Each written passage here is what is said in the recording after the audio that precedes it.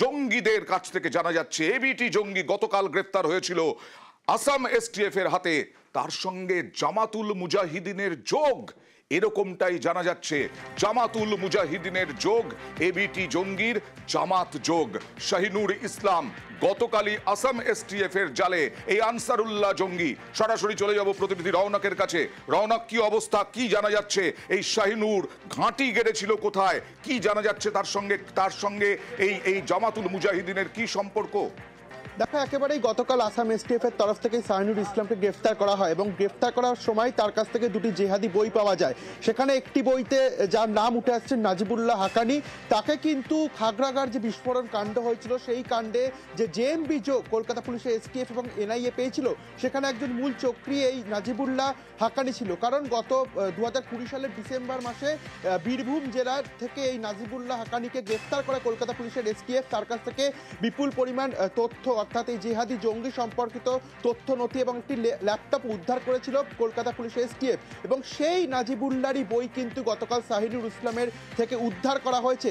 এবং আসাম পুলিশের তরফ থেকে এটা জানা যাচ্ছে, তারা সূত্রমারফত বলছে যে এই জামাতুল মুজাহিদ্দিন যোগ একটা কিন্তু শাহিনুর ইসলামের সঙ্গে তারা পাচ্ছে।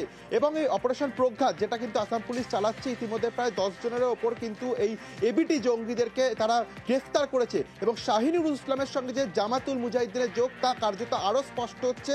কারণ এই যে নাজিবুল্লাহর যে লেখা বই, যেখানে কিন্তু জেহাদি জঙ্গি সম্পর্কিত লেখা এবং দেশ বিরোধী কথাবার্তা লেখার কারণে এই নাজিবুল্লাহকে আগেই কলকাতা পুলিশের এসটিএফও গ্রেফতার করেছিল এবং তারই বই এই শাহিনুর ইসলামের কাছ থেকে আসাম এসটিএফ উদ্ধার করলো।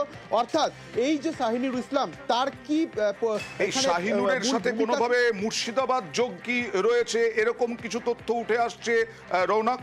দেখো, একেবারেই যেহেতু এই নাজিবুল্লাহকে এর আগেই কলকাতা পুলিশ এসটিএফ গ্রেফতার করেছিল, সেক্ষেত্রে শাহিনুর ইসলামের কাছ থেকে এই জামাতুল মুজাহিদ্দিনের বই পাওয়া এবং এবিটির জঙ্গিদের সঙ্গে কোনো যোগ রয়েছে কিনা, কারণ গতকালই অপারেশন প্রঘাতেই কিন্তু তাই গ্রেফতার করা হয়েছিল। অর্থাৎ এই মুর্শিদাবাদে যে দুজন জেএমবি জঙ্গিকে গ্রেফতার করে আসাম পুলিশের এসটিএফ, সেই যোগ মিলছে কিনা সেই বিষয়টি কিন্তু পুরোপুরি তদন্ত করে দেখছে ইতিমধ্যে আসাম পুলিশ। আমরা পরবর্তী সময়ে দেখাবো যে মুর্শিদাবাদ বা বাংলা যোগ, বাংলাতেও ঘাঁটি গেড়েছিল কিনা এই শাহিনুর ইসলাম। তাহলে এবার কি আসলে এই শাহিনুর ইসলাম, জাভেদ মুন্সি, এরা কি ভারত, বাংলাদেশ এবং পাকিস্তানের সঙ্গে যে ভালো সম্পর্ক, তাতে পশ্চিমবঙ্গে অস্ত্র ঢোকাতে সাহায্য করছে? এরকমটাই তো জাভেদ মুন্সিকে জেরায় বিস্ফোরক তথ্য উঠে এসেছে। দেখুন,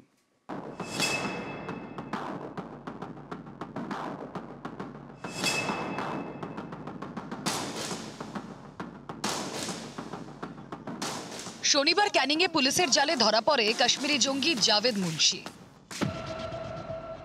জাভেদ নিষিদ্ধ জঙ্গি সংগঠন তেহরিকুল মুজাহিদিনের সদস্য। জঙ্গি ট্রেনিং পায় পাকিস্তানে। যত সময় যাচ্ছে এই কাশ্মীরি জঙ্গির সম্পর্কে একের পর এক চাঞ্চল্যকর তথ্য প্রকাশ্যে আসছে। তদন্তকারীরা জানতে পেরেছেন বেশ কয়েকবার পাকিস্তান থেকে নেপালে গিয়েছিল জাভেদ। ব্যবসায়ের ছদ্মবেশে নেপালে যাতায়াত করত। ব্যবসার আড়ালে নেপালে অস্ত্র কারবারে যুক্ত ছিল। নেপাল থেকে অস্ত্র পাচার করত ভারতে। ভারতে নাশকতার জন্য নেপাল থেকে জঙ্গিদের অস্ত্র পাঠাতো জাভেদ। সেই অস্ত্র ছড়িয়ে পড়ত ভারতের বিভিন্ন জায়গায়। একটা সময় পাকিস্তান থেকে বাংলাদেশ হয়ে এপার বাংলায় ঢুকতো পাক অস্ত্র। তারপর ছড়িয়ে পড়তো ভারতের নানা জায়গায়। বাংলাদেশে পালাবদলের পর সে দেশের সঙ্গে পাকিস্তানের ঘনিষ্ঠতা বেড়েছে। এই পরিস্থিতিতে পুরনো রুট দিয়ে ফের অস্ত্র ঢোকানোর ছক কষছে জঙ্গিরা। সেই কারণেই জাভেদকে ক্যানিংয়ে পাঠানো হয় বলে দাবি গোয়েন্দাদের।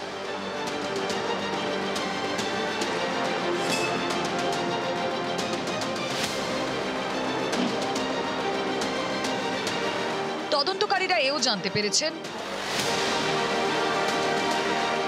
হাফিজ সৈয়দের ছেলে তালহা সৈয়দের সঙ্গে 3 থেকে 4 বার বৈঠক হয় জাভেদের। পাক অধিকৃত কাশ্মীরের মুজাফফরাবাদে বৈঠক হয় দুজনে। মুম্বাই হামলার মাস্টারমাইন্ড এই হাফিজ সৈয়দ। 25শে ডিসেম্বর গ্রেফতার 2 জঙ্গি। 3 দিনের মধ্যে গ্রেফতার আরও 1। জঙ্গি দমন অভিযান অপারেশন প্রঘাতে ফের সাফল্য অসম এসটিএফ এর। এবার ধুবড়ি থেকে জালে শাহিনুর ইসলাম।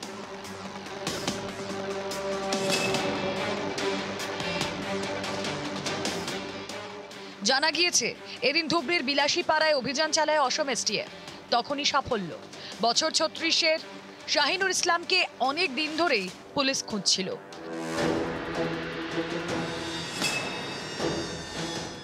ধৃতের থেকে উদ্ধার হয় প্যান কার্ড, আধার কার্ড, পাসপোর্ট এবং আপত্তিজনক কয়েকটি বই। এসব পরিচয়পত্র জোগাড় হলো কিভাবে, পুরোটাই খতিয়ে দেখছেন তদন্তকারীরা। এর আগে 25শে ডিসেম্বর কোকরাঝাড় থেকে গ্রেফতার করা হয় আব্দুল জাহির শেখ এবং সাব্বির মির্ধাকে। দুজনেই আনসারুল্লাহ বাংলা টিমের সদস্য। সম্প্রতি ভারতের 3 রাজ্য থেকে আনসারুল্লাহ বাংলা টিমের 8 জঙ্গিকে গ্রেফতার করে অসম এসটিএফ। পশ্চিমবঙ্গ থেকে 2 জন, অসম থেকে 5 জন এবং কেরল থেকে 1 জন। এদের জেরা করেই জাহির ও সাব্বির নামে 2 জঙ্গির খোঁজ পায় অসম পুলিশ। তারপর এদিন ফের অপারেশন প্রঘাতে সাফল্য, ফের জঙ্গি জালে। নিউজ 18 বাংলা। এখানেই শেষ নয়। এই যে শাহিনুর ইসলাম, গতকাল যাকে গ্রেফতার করা হয়েছে আসাম এসটিএফ এ, সেই শাহিনুর ইসলাম হচ্ছে মোহাম্মদ সাবের ডানহাত। আর তাকে জেরা করে চাঞ্চল্যকর অভিযোগ, জঙ্গি নিয়োগ হয় অনলাইনে। এরকমটাই জানা যাচ্ছে। অনলাইনে জঙ্গি নিয়োগ করত শাহিনুর, সোশ্যাল মিডিয়াতেও সক্রিয় আনসারুল্লাহ। সরাসরি চলে যাব, মুর্শিদাবাদ থেকে রয়েছেন আমাদের প্রতিনিধি প্রণব। প্রণব, অনলাইনে কিভাবে জঙ্গি নিয়োগ? দেখো, শাহিনুর ইসলামকে গ্রেপ্তার করার পর প্রচুর তথ্য পেয়েছে আসামের এসটিএফ এবং সেই তথ্যের উপর ভিত্তি করেই কিন্তু জানা যাচ্ছে যে অনলাইনে কিন্তু রিক্রুটমেন্ট চালাতো এই শাহিনুর। এবং মোহাম্মদ সাফ কয়েকদিন আগেই কেরল থেকে তাকে গ্রেপ্তার করেছিল। এই মোহাম্মদ সাফ তার কিন্তু ডান হাত বলে পরিচিত ছিল এই শাহিনুর রহমান। এবং এই মোহাম্মদ সাফ যে গত 10 বছর আগে মুর্শিদাবাদে এসে কাকার বাড়িতে, অর্থাৎ ঠাকুমার দিদা যেখানে থাকতো, ঠাকুমা দাদু থাকতো, তার বাড়িতে বেশ কিছুদিন ছিল। তারপর পিসির বাড়ি পাশের ব্লক নওদা, সেখানে ছিল। এবং এই মোহাম্মদ সাহেবের ডান হাত ছিল এই শাহিনুর। এবং এরাই কিন্তু সমাজ মাধ্যমে অতি সক্রিয় ছিল এবং বিভিন্ন জায়গাতে তারা বক্তব্য দিত, জেহাদি বার্তা দিত এবং সেগুলো সমাজ মাধ্যমে এইখান থেকেই আসবো। শুধু বদ্ধ ঘরে মগজ ধোলাই নয়, শুধু সোশ্যাল নেটওয়ার্কে নয়, শুধু অনলাইনে নয়, আরো বিস্ফোরক তথ্য দেখুন।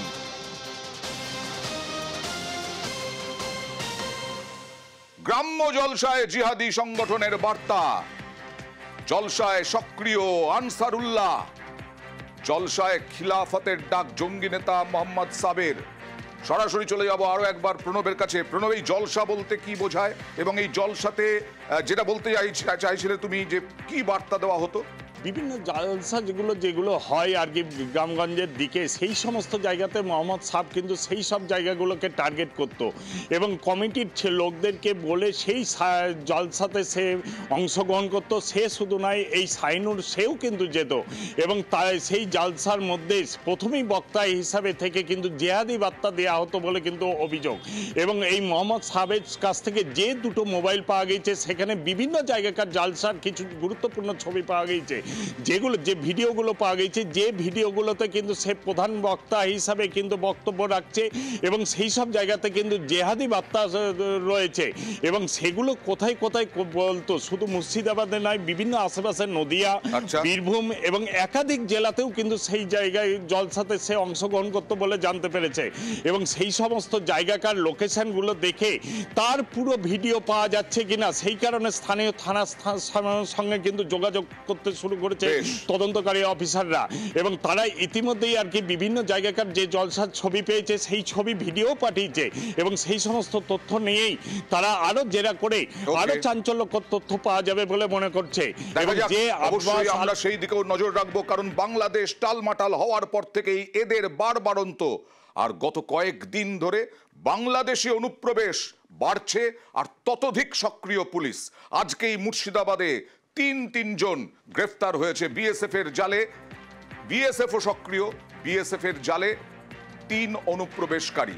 কথা বলবো, সরাসরি চলে যাব আরো একবার প্রণবের কাছেই। প্রণব, কোথা থেকে গ্রেফতার এবার? মুর্শিদাবাদের কোন সীমান্ত এলাকা থেকে গ্রেফতার? দেখো, জলঙ্গির সীমান্ত দিয়ে এই 3 অনুপ্রবেশকারী ঢোকার চেষ্টা করেছিল, সেই সময় বিএসএফ তাদেরকে গ্রেপ্তার করে এবং জলঙ্গি থানার পুলিশের হাতে তুলে দেয়। এদের 3 জনেরই কিন্তু হচ্ছে রাজশাহী এলাকার বিভিন্ন এলাকাতে বসবাস করে বলে কিন্তু জানানো গেছে। এবং এই 3 যুবকের বয়স কিন্তু খুবই কম, কারো 20, কারো 22, কারো 23। এই সময় শীতের সময় সাধারণত সীমান্ত এলাকাগুলোতে পাচারকারীর একটা সমস্যা থাকে। সেই পাচারের কাজের জন্যই কি তারা সীমান্ত পারাপার করতে এসেছিল, না অন্য কোনো নাশকতামূলক কাজের ব্যাপার ছিল, সেটা কিন্তু খতিয়ে দেখছে। ইতিমধ্যেই তাদেরকে 4 দিনের পুলিশ হেফাজতে নেওয়া হয়েছে, জলঙ্গি থানার পুলিশ নিয়েছে, তাদেরকে জিজ্ঞাসাবাদ করে আসল তথ্য জানার চেষ্টা করছে। তার মানে এর থেকেও বিস্ফোরক তথ্য এদের থেকেও পাওয়া যায় কিনা এখন সেটাই দেখার। আরো বিস্ফোরক খবর আছে, শুধু অনুপ্রবেশ নয়, ভারত থেকে বাংলাদেশে পালানোর চেষ্টা করেছিল। ভারত থেকে পালানোর চেষ্টা বিভিন্ন অবৈধভাবে 2 বাংলাদেশি ধৃত। অনিরুদ্ধর সাথে কথা বলবো। বাগদায় পুলিশের জালে বাংলাদেশি এরা কি করে কিভাবে পালিয়ে যাওয়ার চেষ্টা করছিল, কেন পালিয়ে যাওয়ার চেষ্টা করছিল, বাংলাদেশে বলা যায় সংখ্যালঘুরা এখন এদেশে আসার চেষ্টা করছে, সেখানে এই বাংলাদেশিরা টালমাটাল বাংলাদেশে কেন পালানোর চেষ্টা করছিল? অনিরুদ্ধ, দেখো, তোমাকে জানিয়ে রেখে যে উত্তর 24 পরগনার বাগদা থানা এলাকার পুলিশের পক্ষ থেকে টহলদারি করবার সময় 2 জনকে দেখে তাদের সন্দেহ হয়। প্রাথমিকভাবে তারা জিজ্ঞাসাবাদ করে জানতে পারে তারা বাংলাদেশের বাগেরহাট জেলার বাসিন্দা এবং তারা এই দেশে এসেছিল আগে 6 মাস আগে এখানে এসেছিল বিভিন্ন রাজ্যে, অর্থাৎ রাজ্যের ভিন রাজ্যে তারা কাজের জন্য এসেছিল। সেই কাজ থেকে তারা বাড়ি ফিরছিল, সেই বাড়ি ফেরার উদ্দেশ্যেই চোরা পথে বাগদা দিয়ে তারা বাংলাদেশে যাওয়ার কথা। তার মানে তাদের কাছে কোনো বৈধ কাগজপত্র ছিল না? একদমই নয়, তাদের কাছে কোনো বৈধ কাগজপত্র নেই। এই এরকম ভাবে সীমান্ত এরিয়ায় অনেক বাংলাদেশি এরকম বাংলাদেশ থেকে চোরাপথে ভারতে এসে ভিন রাজ্যের বিভিন্ন জায়গায়, রাজ্যের বিভিন্ন জায়গায় তারা এরকম কাজ করে থাকে এবং এই চোরাপথেই তারা আবার বাংলাদেশে ফিরে যাওয়ার জন্য বাগদাতে এসেছিল।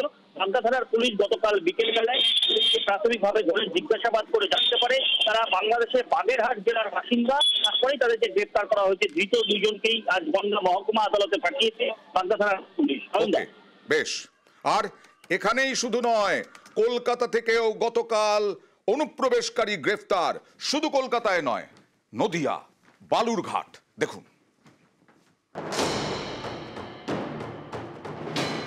ভারতে অনুপ্রবেশ, তারপরে ভুয়ো নথি দেখিয়ে ভারতীয় পাসপোর্ট, বিভিন্ন জায়গায় কাজের সুযোগ, টাকা ফেললেই এসব জল ভাত।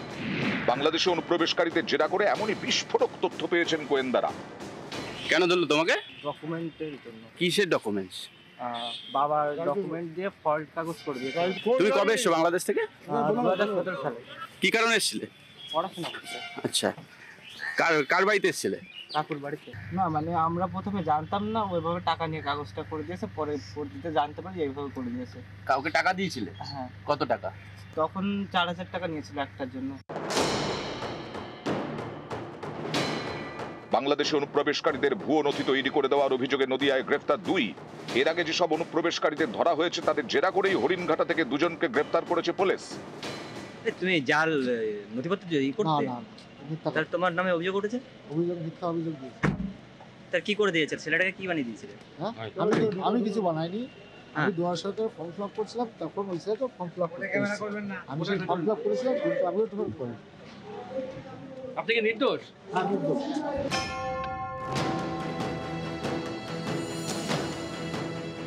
নভেম্বরের পর ডিসেম্বর আবারও কলকাতায় ধৃত বাংলাদেশি অনুপ্রবেশকারী।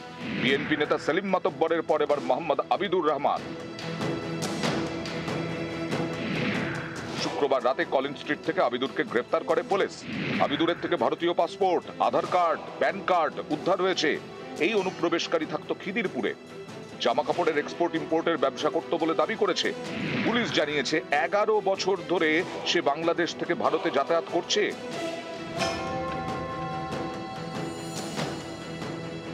দক্ষিণ দিনাজপুরের বালুরঘাটেও গ্রেফতার বাংলাদেশি অনুপ্রবেশকারী। ধৃতের নাম মহসিন মন্ডল। বাংলাদেশের নওগাঁর বাসিন্দা মহসিন সম্প্রতি ভারতে ঢোকে 8 দিন ধরে বালুরঘাটের রজুয়া এলাকায় এক আত্মীয়ের বাড়িতে থাকছিল। সেই আত্মীয় মুক্তার মন্ডল এবং বাংলাদেশি যুবক মহসিনকে গ্রেফতার করেছে বালুরঘাট থানার পুলিশ। একজন ব্যক্তিকে ডিটেইন করা হয় যার নাম মহসিন মণ্ডল, 23 বছর বয়স। তাকে প্রাথমিকভাবে জিজ্ঞাসাবাদ করা হয় এবং তাতে তিনি স্বীকার করেন যে তার বাড়ি হচ্ছে বাংলাদেশ। ভারতীয় কোনো ডকুমেন্টস তিনি প্রডিউস করতে পারেননি এবং যার বাড়িতে তিনি শেল্টার নিয়েছিলেন সেই মুক্তার মণ্ডল, তিনি একজন ইন্ডিয়ান ন্যাশনাল। তার বক্তব্য যে এই ব্যক্তিটি তার রিলেটিভ হন, জানতেন যে ইনার কাছে কোনো ভ্যালিড ডকুমেন্টস নেই, তা সত্ত্বেও তিনি তাকে শেল্টার দিয়েছিলেন। তো তাকেও আমরা ডিটেইন করেছি। নানা অছিলায় ভারতে অনুপ্রবেশ, সীমান্ত পেরিয়ে এপার বাংলায় ঘাঁটি গেড়ে থাকা, কেউ বলে সে নাকি ব্যবসা করে, কারো দাবি সে পড়াশোনা করছে। এভাবেই বাংলাদেশ থেকে অনুপ্রবেশ করে থেকে যাচ্ছে বছরের পর বছর। গোয়েন্দাদের দাবি এটাই এদের কৌশল, আর এসব কিছুই হয়ে যায় প্যাকেজ সিস্টেমে।